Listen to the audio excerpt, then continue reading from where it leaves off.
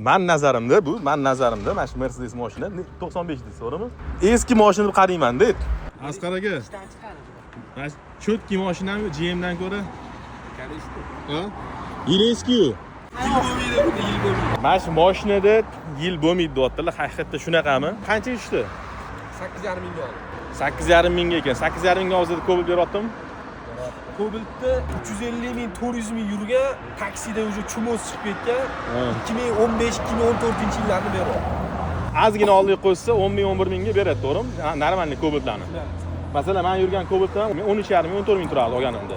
95-yildan beri Hop. hali alishmagan detallari bor ekan. O'zim yaqinda tormozov diski hali ham radda o'tirgan ekan, alishtirdim, 210 qo'ydim. Boshqa yana detallari bor, hali ham alishmagan ekan. Zavoddan 95-yil. 13 mingga masalan 14 mingga Cobaltda yoki Gentrani yoki anaqani olgan yaxshimi o'zidan GM mashinani yoki amnaqa 95-yil Mercedesmi? Qani javob yozinglar.